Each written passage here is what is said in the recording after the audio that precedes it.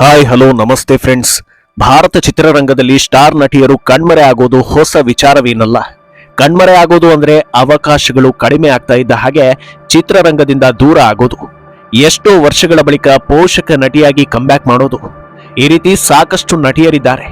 ಕೆಲವರಂತೂ comeback ಮಾಡದೆ complete ಆಗಿ ದೂರ ಉಳಿದಿರೋ ಉದಾಹರಣೆಗಳಿವೆ. ದಕ್ಷಿಣ ಭಾರತದ ಸಿನಿಮಾ ಇಂಡಸ್ಟ್ರಿಗಳನ್ನು ನೋಡಿದ್ರೆ 80-90ರ ದಶಕದಲ್ಲಿ ಮಿಂಚಿದ್ದ ಹೀರೋಯಿನ್ಗಳಲ್ಲಿ ಬಹುತೇಕರು ವಿದೇಶದಲ್ಲಿ ಸೆಟಲ್ ಆಗಿದ್ದಾರೆ. ಈಗ ನಾನು ಅಂಥದೇ ಒಬ್ಬ ನಟಿ ಬಗ್ಗೆ ಹೇಳೋದಕ್ಕೆ ಹೋಗ್ತಾ ಇದ್ದೀನಿ. ಆ ನಟಿ ಬೇರೆ ಯಾರು ಅಲ್ಲ, ಮೋಹಿನಿ. ಇವರ ಹೆಸರನ್ನ ಕೇಳಿದ್ರೆ ಎಷ್ಟು ಜನರಿಗೆ ಗೊತ್ತಾಗುತ್ತೋ ಇಲ್ವೋ ಗೊತ್ತಿಲ್ಲ. ಆದ್ರೆ ಶ್ರೀರಾಮಚಂದ್ರ ಸಿನಿಮಾದ ನಟಿ ಅಂದ್ರೆ ಎಲ್ರಿಗೂ ಗೊತ್ತಾಗುತ್ತೆ. 90ರ ದಶಕದಲ್ಲಿ ಮಿಂಚಿದ್ದ ಈಕೆ ನಂತರದಲ್ಲಿ ಸುದ್ದಿಯಾಗಿದ್ದು ಕ್ರಿಶ್ಚಿಯನ್ ಧರ್ಮ ಪ್ರಚಾರಕಿಯಾಗಿ. ಅದಕ್ಕೆ ಅವರೇ ಹೇಳೋ ಕಾರಣವನ್ನ ಕೇಳ್ತಾ ಹೋದ್ರೆ ಆಶ್ಚರ್ಯವೂ ಆಗುತ್ತೆ, ವಿಚಿತ್ರ ಅಂತಲೂ ಅನ್ಸುತ್ತೆ. ಇದೆಲ್ಲವನ್ನ ರಿವೀಲ್ ಮಾಡ್ತಾ ಹೋಗ್ತೀನಿ. ಈ ಗ್ಯಾಪ್ ನಲ್ಲಿ ನೀವು ಮಿನಿಟ್ ಮೇಡ್ ಚಾನಲ್ ಅನ್ನ ಫಾಲೋ ಮಾಡಿ, ಸಬ್ಸ್ಕ್ರೈಬ್ ಮಾಡಿ, ಬೆಲ್ ಐಕಾನ್ ಪ್ರೆಸ್ ಮಾಡಿ. ಮಹಾಲಕ್ಷ್ಮಿ ಶ್ರೀನಿವಾಸನ್ ಈ ಹೆಸರಿನ ಜೊತೆಗೆ ಇವರ ಫೋಟೋ ತೋರಿಸಿದ್ರೆ ಖಂಡಿತ ಒಂದು ಸಲ ಕನ್ಫ್ಯೂಸ್ ಆಗುತ್ತೆ. ಆದ್ರೆ ಸಿನಿಮಾ ಇಂಡಸ್ಟ್ರಿಯೇ ಹಾಗೆ. ಇಲ್ಲಿ ಕಾಲಿಟ್ಟ ಎಷ್ಟೋ ನಟ ನಟಿಯರ ಸ್ಕ್ರೀನ್ ನೇಮ್ ಬೇರೆನೆ ಆಗುತ್ತೆ ಅನ್ನೋದು ಗೊತ್ತಿರೋದೆ. ಅದೇ ರೀತಿ ಮಹಾಲಕ್ಷ್ಮಿ ಶ್ರೀನಿವಾಸನ್ ಆಗಿದ್ದವರು ಸಿನಿಮಾದಲ್ಲಿ ಮೋಹಿನಿ ಆಗ್ತಾರೆ. 90ರ ದಶಕದಲ್ಲಿ ದಕ್ಷಿಣ ಭಾರತದ 4 ಇಂಡಸ್ಟ್ರಿಯಲ್ಲಿ ಬಹು ಬೇಡಿಕೆಯ ನಟಿಯಾಗಿದ್ದ ಮೋಹಿನಿಗೆ ಡ್ರೀಮ್ ಗರ್ಲ್ ಅನ್ನೋ ಪಟ್ಟ ಇರುತ್ತೆ. ಅವರ ಕಣ್ಣೋಟವೇ ದೊಡ್ಡ ಅಭಿಮಾನಿ ಬಳಗವನ್ನ ಸೃಷ್ಟಿಸಿರುತ್ತೆ.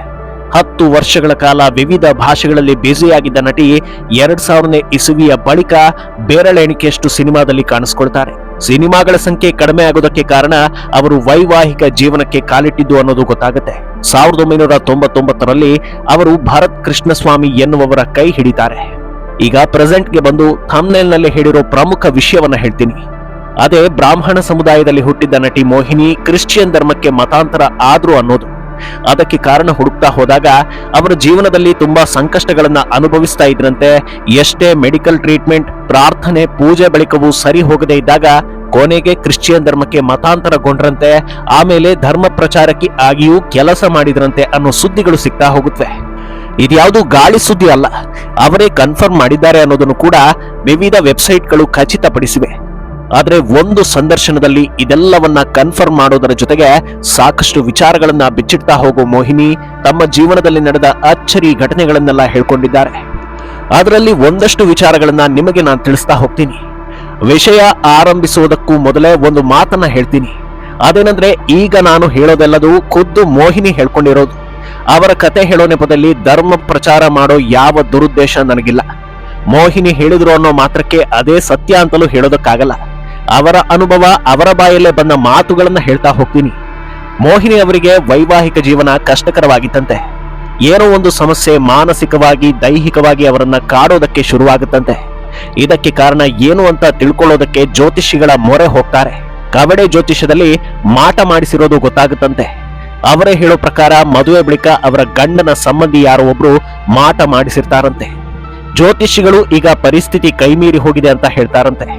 ಇದರಿಂದ ಹೊರಬರೋದು ಹೇಗೆ ಅಂತ ಗೊತ್ತಾಗದೇ ಇದ್ದಾಗ ನಂತರದ ದಿನಗಳಲ್ಲಿ ಕ್ರಿಶ್ಚಿಯನ್ ಧರ್ಮಕ್ಕೆ ಬಂದೆ ಅಂತಾರೆ ನಟಿ ಮೋಹಿನಿ. ಅವರು ಹೇಳೋ ಪ್ರಕಾರ ಇದು ಮತ ಬದಲಾವಣೆ ಅಲ್ಲ, ಮನ ಬದಲಾವಣೆ ಅನ್ನೋದು. ನಾನು ಚಿಕ್ಕ ವಯಸ್ಸಿನಿಂದಲೂ ಆಧ್ಯಾತ್ಮದಲ್ಲಿ ನಂಬಿಕೆ ಇಟ್ಕೊಂಡಿದ್ದವಳು. ಸಿನಿಮಾ ಸೆಟ್ನಲ್ಲೂ ಕೂಡ ಲಲಿತಾ ಸಹಸ್ರನಾಮ ಶ್ಲೋಕಗಳನ್ನೆಲ್ಲ ಓದ್ತಾ ಇದ್ದೆ.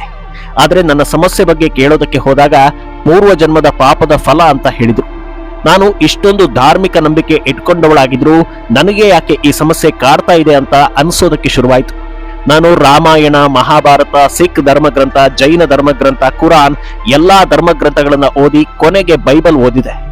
ನನಗೆ ಇಲ್ಲಿ ಉತ್ತರ ಸಿಕ್ತು ಅಂತ ಹೇಳ್ತಾ ಹೋಗ್ತಾರೆ. ಇದಿಷ್ಟೇ ಅಲ್ಲದೆ ಸನಾತನ ಧರ್ಮಕ್ಕೂ ಕ್ರಿಶ್ಚಿಯನ್ ಧರ್ಮಕ್ಕೂ ಲಿಂಕ್ ಇದೆ ಅನ್ನೋದನ್ನು ಕೂಡ ಹೇಳೋ ಮೋಹಿನಿ, ಸನಾತನ ಧರ್ಮದಲ್ಲಿ ಹೋಮ ಹವನಗಳನ್ನ ಮಾಡುವಾಗ ಪ್ರಜಾಪತಿಯನ್ನ ಆಹ್ವಾನ ಮಾಡೋ ಪದ್ಧತಿ ಇದೆ.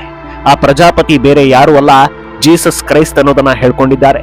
ಈ ವಿಚಾರ ತಮಗೆ ಬಹಳ ಸಮಯದ ನಂತರ ಗೊತ್ತಾಯ್ತು ಅಂತಲೂ ಹೇಳಿದ್ದಾರೆ. ಇದೆಲ್ಲದರಿಂದ ಆಚೆಗೆ ಮೋಹಿನಿ ತಮ್ಮ ಜೀವನದಲ್ಲಿ ನಡೆದ ಒಂದಷ್ಟು ಅಚ್ಚರಿ ಘಟನೆಗಳು, ಮಿರಾಕಲ್ಗಳನ್ನು ಕೂಡ ಹೇಳ್ತಾ ಹೋಗ್ತಾರೆ. ಅವರಿಗೆ ಮನ ನೆಮ್ಮದಿ ಇಲ್ಲದೆ ಇದ್ದಾಗ, ಜೀವನವೇ ಸಾಕು ಅನ್ನಿಸಿದಾಗ ಬಹಳಷ್ಟು ಸಲ ಆತ್ಮಹತ್ಯೆಗೆ ಪ್ರಯತ್ನ ಮಾಡಿದ್ರಂತೆ. ಚೂರಿಯಿಂದ ತಮ್ಮ ಕೈಯನ್ನ ಕುಯ್ದುಕೊಂಡಿರ್ತಾರಂತೆ. ರಕ್ತನಾಳಗಳು ಕಟ್ಟಾಗಿ ತೀವ್ರ ರಕ್ತಸ್ರಾವ ಉಂಟಾಗಿರುತ್ತಂತೆ. ರಕ್ತ ಕೆಳಗೆ ಬೀಳದಂತೆ ಬಟ್ಟೆಯನ್ನ ಸುತ್ತಿಕೊಂಡಿರ್ತಾರಂತೆ. ಮಾರನೇ ದಿನ ಬೆಳಿಗ್ಗೆ ರಕ್ತಸ್ರಾವ ಬ್ಲಾಕ್ ಆಗಿತ್ತು. ರಕ್ತನಾಳವೇ ಕಟ್ಟಾಗಿದ್ರು ರಕ್ತ ಬ್ಲಾಕ್ ಆಗಿದ್ದು ಹೇಗೆ ಅನ್ನೋದು ನಿಜಕ್ಕೂ ಅಚ್ಚರಿ ವಿಷಯ ಅಂತ ಹೇಳ್ತಾರೆ. ಅಲ್ಲದೆ ರ್ಯಾಟ್ ಪಾಯ್ಸನ್ ತಿಂದಾಗ್ಲೂ ಪವಾಡ ಸದೃಶರಾಗಿ ಬದುಕಿ ಬಂದ್ರಂತೆ. ಅವರ ಕನಸಿನಲ್ಲಿ ಪದೇ ಪದೇ ಜೀಸಸ್ ಬರ್ತಾ ಇದ್ದಿದ್ರಿಂದ ಕ್ರಿಶ್ಚಿಯನ್ ಧರ್ಮಕ್ಕೆ ಆಕರ್ಷಿತರಾದ್ರು ಅಂತ ಹೇಳ್ಕೊಂಡಿದ್ದಾರೆ. ಅಲ್ಲದೆ ಜೀಸಸ್ ಜೊತೆ ತಾವು ಮಾತನಾಡಿದ್ದೀನಿ ಅನ್ನೋದನ್ನು ಕೂಡ ಅಷ್ಟೇ ಕಾನ್ಫಿಡೆಂಟ್ ಆಗಿ ಹೇಳ್ಕೊಂಡಿದ್ದಾರೆ ನಟಿ ಮೋಹಿನಿ. ನಾನು ಮಾತ್ರ ಅಲ್ಲ, ಯಾರು ಬೇಕಾದ್ರೂ ಜೀಸಸ್ ಬಳಿ ಮಾತಾಡ್ಬೋದು ಅಂತಲೂ ಹೇಳ್ತಾ ಹೋಗ್ತಾರೆ. ಈಗ ಮತ್ತೆ ಫ್ಲಾಶ್ ಬ್ಯಾಕ್ಗೆ ಹೋಗ್ತೀನಿ. 1991ರಲ್ಲಿ ತೆರೆಕಂಡ ಈರಮಾನ ರೋಜಾವೆ ಅನ್ನೋ ತಮಿಳು ಸಿನಿಮಾ ಮೂಲಕ ಬಣ್ಣದ ಲೋಕಕ್ಕೆ ಮೋಹಿನಿ ಎಂಟ್ರಿ ಕೊಟ್ಟಿರ್ತಾರೆ. ಆ ಸಮಯದಲ್ಲಿ ನಾಯಕಿಯಾಗುವಾಗ ನಟಿ ಮೋಹಿನಿ 9ನೇ ಕ್ಲಾಸ್ ವಿದ್ಯಾರ್ಥಿನಿ. ಈ ಸಿನಿಮಾದಲ್ಲಿ ನಟಿಸಿದ್ದಕ್ಕೆ ಮೋಹಿನಿಗೆ ಸಿಕ್ಕ ಸಂಭಾವನೆ ಕೂಡ ಇಂಟ್ರೆಸ್ಟಿಂಗ್ ವಿಚಾರವೇ. ಈ ಸಿನಿಮಾದಲ್ಲಿ ಆಕ್ಟ್ ಮಾಡಿದ್ದಕ್ಕೆ 5 ಸ್ಟಾರ್ ಚಾಕ್ಲೇಟ್ಗಳನ್ನ ನೀಡಿರ್ತಾರಂತೆ. ಆದರೆ ಈ ಸಿನಿಮಾ ಮೋಹಿನಿ ಕೆರಿಯರ್ಗೆ ದೊಡ್ಡ ಬ್ರೇಕ್ ಕೊಟ್ಟಿರುತ್ತೆ. ಮ್ಯೂಸಿಕಲ್ ಹಿಟ್ ಎನಿಸಿಕೊಂಡಿದ್ದ ಈ ಸಿನಿಮಾ 10 ಅವಕಾಶಗಳನ್ನ ತೆರೆದಿಡುತ್ತೆ. ತೆಲುಗು, ತಮಿಳು, ಕನ್ನಡ, ಮಲಯಾಳಂ ಹೀಗೆ ದಕ್ಷಿಣದ ಎಲ್ಲಾ ಭಾಷೆಗಳಲ್ಲೂ ದೊಡ್ಡ ದೊಡ್ಡ ಸ್ಟಾರ್ಗಳ ಜೊತೆಗೆ ತೆರೆ ಹಂಚಿಕೊಳ್ಳೋ ಅವಕಾಶ ಸಿಗ್ತಾ ಹೋಗುತ್ತೆ. ಪ್ರತಿ ವರ್ಷವೂ ಮೋಹಿನಿ ನಟನೆಯ 7ರಿಂದ 8 ಸಿನಿಮಾಗಳು ರಿಲೀಸ್ ಆಗ್ತಾ ಇರುತ್ತವೆ. 1 ದಶಕದವರೆಗೂ ಮೋಹಿನಿ ಡಿಮ್ಯಾಂಡ್ನಲ್ಲೇ ಇರ್ತಾರೆ.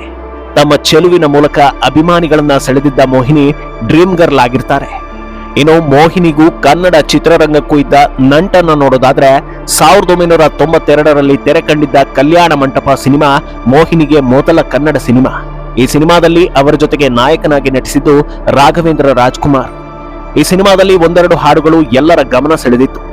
ಅದಾದ ಬಳಿಕ ಬಂದಿದ್ದ ಶ್ರೀರಾಮಚಂದ್ರ ಸಿನಿಮಾ ದೊಡ್ಡ ಮಟ್ಟದಲ್ಲಿ ಸದ್ದು ಮಾಡಿತು. ಹಾಡುಗಳು ಕೂಡ ಸೂಪರ್ ಹಿಟ್ ಆಗಿದ್ರಿಂದ ಇಂದಿಗೂ ಆ ಹಾಡಿನ ಮೂಲಕ ಮೋಹಿನಿ ಕನ್ನಡಿಗರ ಮನೆ ಮಾತಾಗಿದ್ದಾರೆ. ನಂತರ ಬಂದಿದ್ದ ಜ್ವಾಲಾ ಹಾಗೂ ಸಿಡಿದೆದ್ದ ಪಾಂಡವರು ಸಿನಿಮಾ ಅಷ್ಟೊಂದು ಸದ್ದು ಮಾಡಿರಲಿಲ್ಲ. ಇದರ ನಂತರ ಮತ್ತೆ ಕನ್ನಡಕ್ಕೆ ಮೋಹಿನಿ ಬರೋದು ಹ್ಯಾಟ್ರಿಕ್ ಹೀರೋ ಶಿವರಾಜ್ ಕುಮಾರ್ ನಟನೆಯ ಗಡಿಬಿಡಿ ಅಳಿಯ ಸಿನಿಮಾಗೆ. ಅಲ್ಲೂ ಕೂಡ ಹಾಡುಗಳು ಸೂಪರ್ ಹಿಟ್ ಆಗಿದ್ವು. ಅದೇ ವರ್ಷ ರೌಡಿ ಅನ್ನೋ ಸಿನಿಮಾದಲ್ಲೂ ನಟಿಸಿರ್ತಾರೆ. ನಂತರ ಬಂದ ಸಿನಿಮಾವೇ ಲಾಲಿ.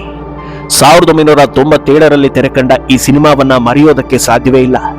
ಅಪ್ಪ ಮಗಳ ನಡುವಿನ ಪ್ರೀತಿ ಬಾಂಧವ್ಯ ತೋರಿಸೋ ಈ ಸಿನಿಮಾವನ್ನ ಬಹಳಷ್ಟು ಜನರು ಇಷ್ಟಪಟ್ಟಿದ್ರು. ಇದಾದ ಬಳಿಕ ಮತ್ತೆ ಅವರು ಕನ್ನಡಕ್ಕೆ ಬರೋದು ಡಾಕ್ಟರ್ ವಿಷ್ಣುವರ್ಧನ್ ಅವರ ನಿಶ್ಶಬ್ದ ಸಿನಿಮಾ ಮೂಲಕ. ಹಾಗೆ ಇದೇ ಅವರ ಕೊನೆಯ ಕನ್ನಡ ಸಿನಿಮಾ ಆಗಿರುತ್ತೆ.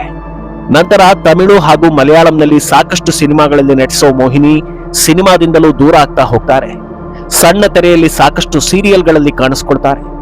2011ರಲ್ಲಿ ಕಲೆಕ್ಟರ್ ಅನ್ನೋ ಮಲಯಾಳಂ ಸಿನಿಮಾದಲ್ಲಿ ಕೊನೆಯದಾಗಿ ಅಭಿನಯಿಸಿದ್ದು.